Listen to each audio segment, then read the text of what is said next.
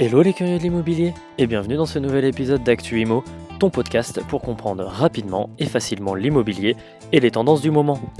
Je suis Bastien, indépendant dans l'immobilier, et cette semaine, on va s'intéresser ensemble aux nouveautés marquantes de cette nouvelle année 2022 qui démarre depuis quelques jours maintenant.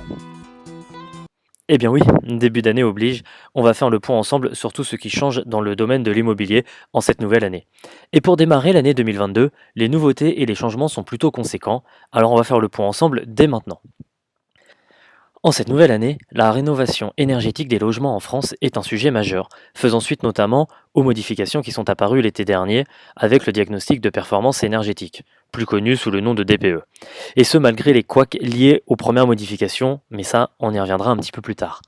C'est donc dans cette continuité que le service France Rénov vient de voir le jour en ce 1er janvier 2022, avec pour objectif donc d'accompagner les ménages qui souhaitent justement réaliser des travaux de rénovation énergétique au sein de leur logement.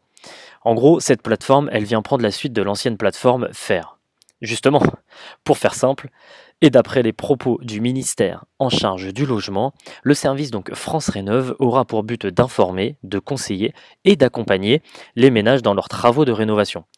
Et donc, concrètement, alors, l'idée est donc pour les particuliers de pouvoir faire appel gratuitement à des conseillers énergie pour être accompagnés dans leur projet de rénovation, et cela de la définition du projet jusqu'à son terme. L'un des éléments essentiels de cet accompagnement réside notamment dans la transmission d'informations à chacun.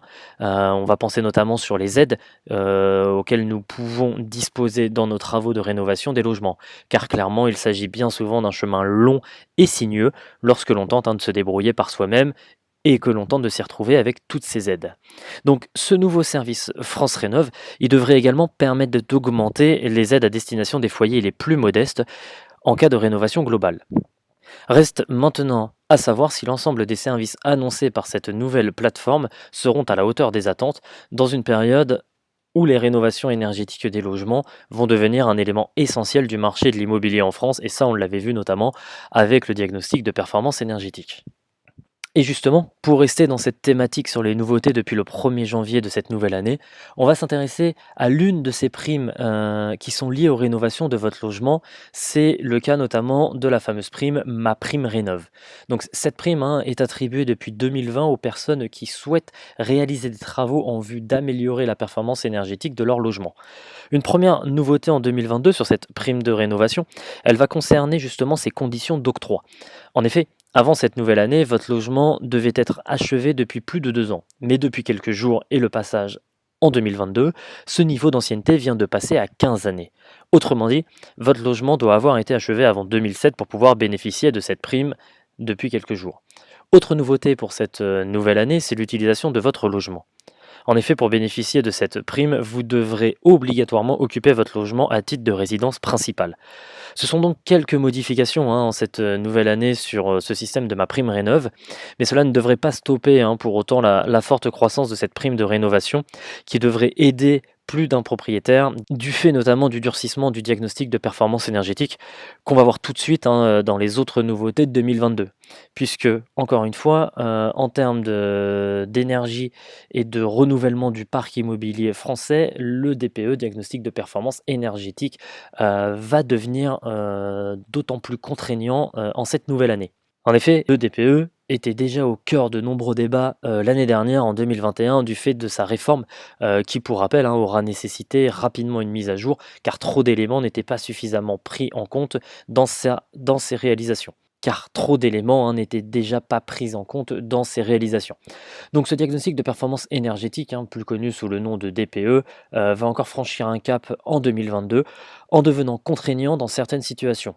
En effet, depuis la réforme du 1er juillet 2021 et le durcissement des notations des biens immobiliers dans leur performance énergétique, de nombreux logements en France ont vu leurs notes se dégrader, se retrouvant bien plus facilement en notation F ou G. Donc, dans les deux moins bonnes notations, car pour rappel, la notation va de A pour les meilleurs logements à G pour les logements les plus énergivores. Et donc, en 2022, à partir du mois de septembre, les propriétaires de logements dont la note de ce fameux DPE sera en F ou en G, vont donc être dans l'obligation de réaliser un audit énergétique pour vendre leur appartement ou leur maison. Cette obligation, elle devait s'appliquer à partir du 1er janvier 2022, mais elle a été reportée au 1er septembre 2022, car trop de logements se voient actuellement impactés par la réforme du DPE et voient donc leurs notes se dégrader en F ou en G, ce qui nécessite un plus grand nombre de professionnels qui doivent être formés pour la réalisation justement de ces audits énergétiques. Et donc le DPE n'a d'ailleurs pas fini de toute façon de faire parler de lui, car dans les prochaines années, ces mêmes logements mal notés en termes de performance énergétique, ils vont ne plus pouvoir être mis en location dans un premier temps, ni même être vendus dans un second temps. Donc autrement dit, on va vite entendre parler de nouveau de ce diagnostic de performance énergétique. Une autre nouveauté aussi importante en cette nouvelle année 2022, elle va concerner les crédits immobiliers, élément essentiel pour l'acte d'achat d'un bien immobilier. Depuis le 1er janvier 2022, les règles d'octroi des crédits immobiliers se sont durcies. Alors que ces derniers mois, les critères pour octroyer les crédits immobiliers n'étaient que de simples recommandations de la part du ministère de l'économie et des finances, depuis quelques jours maintenant et le passage à la nouvelle année, ces critères deviennent obligatoires. Autrement dit, la part de vos revenus qui sera consacrée au remboursement de votre crédit sera dorénavant de 35% assurance comprise.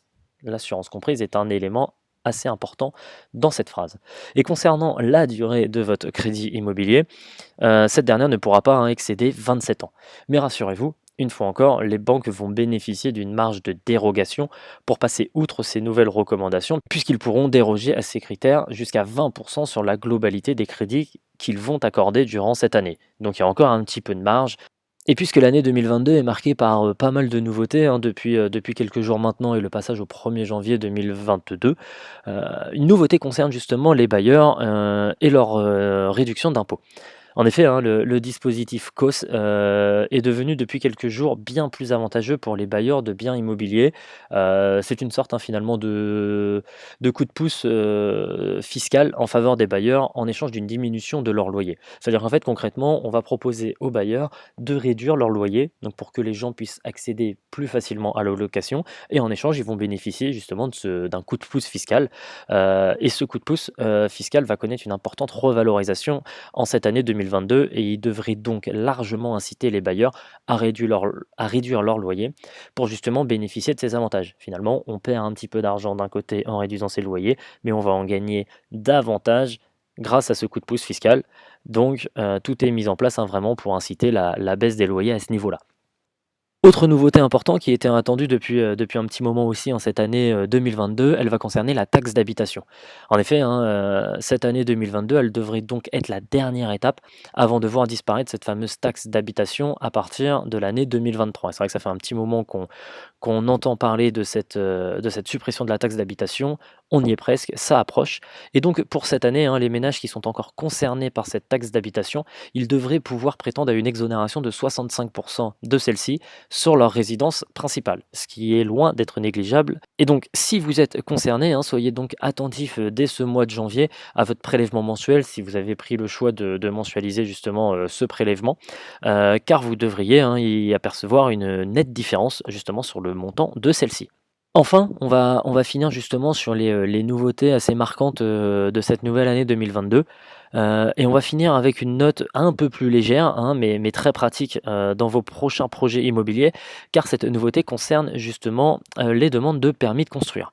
En même temps, on se dit qu'en 2022, il était probablement temps de modifier quelque chose aux demandes de permis de construire. Car il y a encore quelques jours, lorsqu'on était en 2021 pour la réalisation de vos différents travaux, vous deviez encore vous rendre en mairie avec votre gros dossier papier sous le bras. Oui, mais voilà, depuis le 1er janvier 2022, vous pouvez donc cette année faire vos demandes d'autorisation de permis de construire en ligne. Alors, quand on sait que plus d'1,5 million de demandes d'autorisation sont déposées en mairie chaque année et que ces dossiers bien souvent circulent dans de nombreux services avant de pouvoir trouver accord, cela devrait enfin être dans l'air du temps de pouvoir réaliser cette démarche de manière dématérialisée. On y arrive enfin, plus forcément besoin de se déplacer en mairie, c'est aussi pas plus mal. Donc voilà, ça va être une nouveauté qui devrait vous faciliter la vie dans vos prochaines démarches et ça, on s'en réjouit d'avance. Voilà globalement pour les nouveautés marquantes de cette nouvelle année 2022. On suivra de toute façon tout au long de l'année l'évolution de ces nouveautés en espérant qu'elles puissent se mettre en place concrètement et qu'elles puissent toujours dynamiser le marché de l'immobilier. En tout cas, moi, je vous souhaite tous mes vœux pour cette nouvelle année et je vous remercie pour cette fidélité sur ce nouvel épisode d'Actu Imo. Et on se retrouve de toute façon très bientôt, dès le mois de janvier, pour un prochain épisode d'Actu Imo. Et d'ici là, prenez soin de vous. Ciao ciao.